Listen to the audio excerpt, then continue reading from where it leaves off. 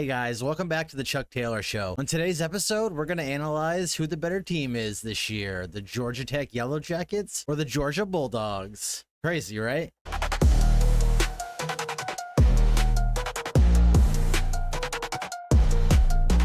Peach State is riding an emotional high as Georgia Tech took down Clemson at home and the Georgia Bulldogs went on the road to Knoxville and outlasted the Tennessee Vols. Georgia Tech wasn't given much of a chance at home as they welcomed in a Clemson squad that was licking its wounds after a season-opening loss to LSU. Clemson was a preseason favorite not only for the ACC crown, they were a contender to take home the national championship. Although Tech had gotten by Colorado in their opener, few people thought they had enough to slow Cade Klubnik in the Clemson offense. But maybe we should have seen this coming. This is Georgia Tech's second top 10 victory in the last calendar year. Yellow Jackets defeated then 4th ranked Miami last season, essentially knocking the Hurricanes out of both the ACC championship and the college football playoff. They also gave Georgia everything they could handle a few weeks later, coming up just short in triple overtime, 44-42. This is head coach Brent Key's third year as the head man, and he appears to have successfully built this team in his image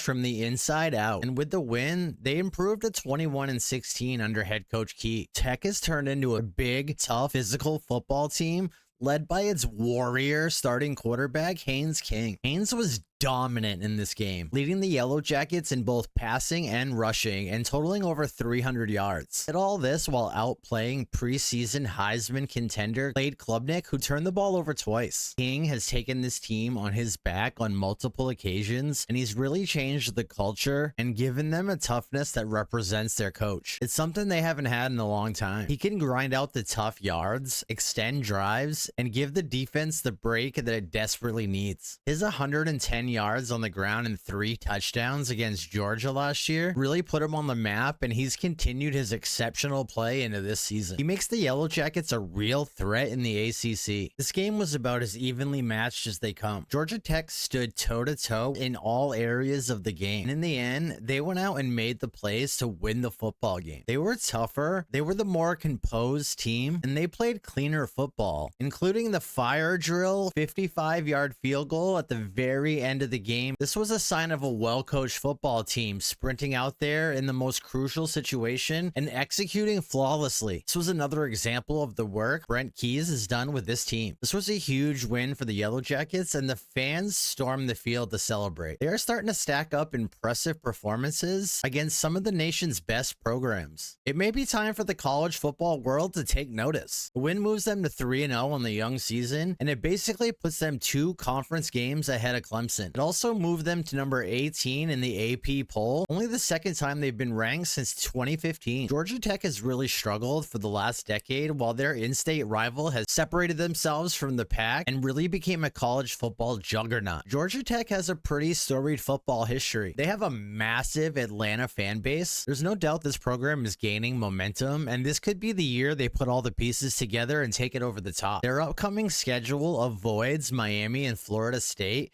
and the Yellow Jackets should be competitive in every single one of their remaining games. Meanwhile, Georgia found itself in an absolute SEC classic this past weekend in Knoxville. They got punched in the mouth early, with the Vols scoring 3 first-quarter touchdowns and jumping out to a 21-7 first-quarter lead. Neyland Stadium was absolute pandemonium as the Tennessee Vols fans checkered the stadium in their usual big game orange and white. Georgia showed why they have the heart of a champion. Not only did they claw back from that 21-7 deficit, they clawed back on 3 separate occasions trailing in this game. None bigger than in the 4th quarter with 2.5 minutes remaining. Gunnar Stockton connected with London Humphreys on a 28-yard touchdown pass on 4th down with the game on the line. This was really probably Gunnar Stockton's coming out play. Just an incredible throw that you have to go out of your way to see. Not only that, but Gunnar Stockton played great for the entire game. He racked up over 300 yards and had 2 touchdown passes, and he picked up quite a few first downs with his legs. He looked tough, physical, and was very reminiscent of Georgia Tech quarterback Haynes King. Georgia as a whole was far from perfect in this game, though. Their defense allowed Joey Aguilar to throw for 371 yards and 4 touchdown passes. They gave up a total of 496 186 yards of offense. They allowed Tennessee to score 41 points. They don't look as sharp or as imposing on defense so far,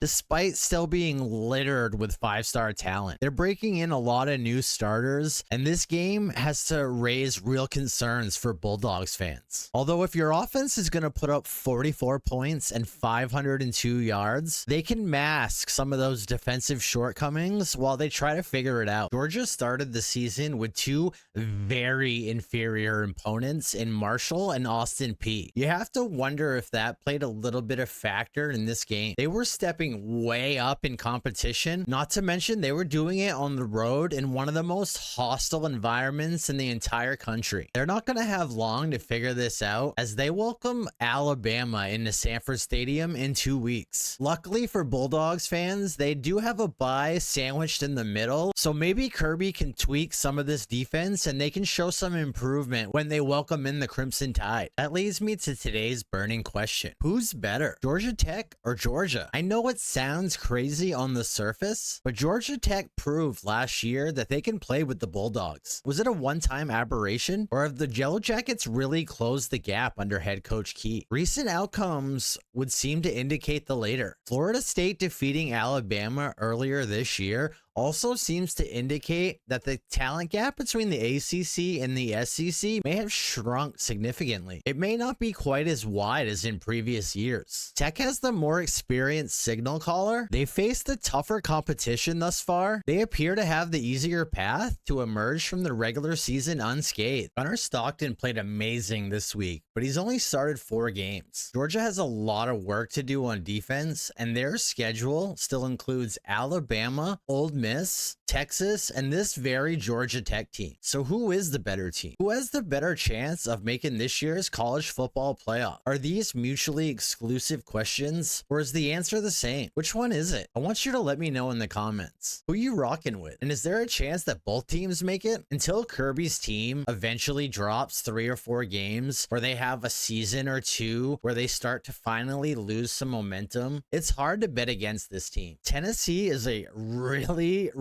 good football team who may end up making the college football playoffs themselves. That victory against Tennessee is among the best already in the young 2025 college football season. That victory is going to stand up and be a resume builder that you can put up against anybody at the end of the season. However, the improvement of Georgia Tech is clear. Although Clemson is now 1-2, it's still an impressive win to beat them at home. Their schedule now lines up perfectly for them to make a run at the ACC championship. Georgia's going to have an absolute dogfight if they want to earn their way back to Atlanta, and this is the year we may see Georgia Tech representing the Peach State in the college football playoff while the Dogs are sitting at home watching on TV. The great thing about this hypothetical argument is we get to see it play out on the field. These teams will play on November 28th. After last year's triple overtime classic, and with how good both of these teams have looked early, I for one already can't wait for that game. I hope you enjoyed today's episode. Let me know in the comments where you stand on today's burning question, and as always, subscribe to the channel and help us expand our reach. I appreciate all the support we've received so far, and we're just trying to grow the channel. Until next time, later dudes.